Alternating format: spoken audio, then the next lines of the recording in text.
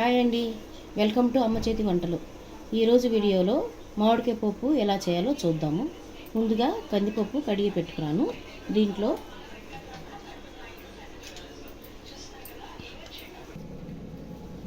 Glass కందిపప్పు కడిగి పెట్టుకున్నాను.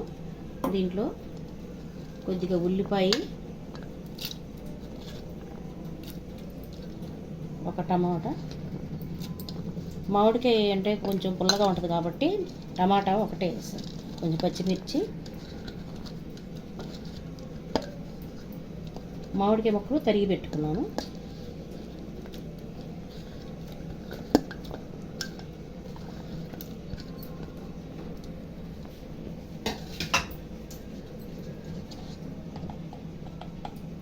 కొంచెం పసుపు,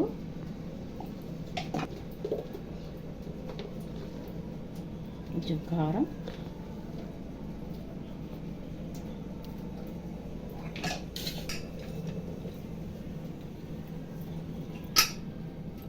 ఇప్పుడు స్టవ్ మీద పెట్టుకోవాలి.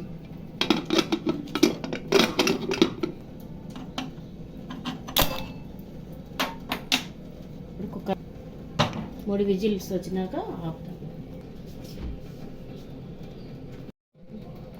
పప్పు ఉడికిందండి, కొంచెం ఉప్పు వేసుకొని ఎనుక్కోవాలి.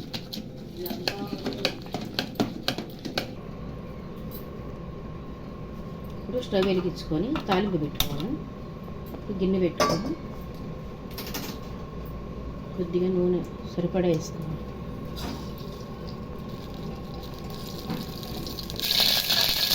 నూనె వేడెక్కిందని కొద్దిగా తాలింపు గింజలు, ఎండుమిరపకాయలు,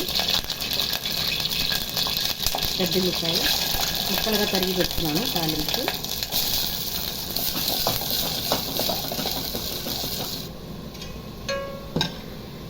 ఇప్పుడు కరివేపాకు వేసుకోవాలండి. దోరగా వేగింది కదా పెద్దలపై కరివేపాకు. ఇప్పుడు తాలింపులో పప్పు వేస్తున్నాం.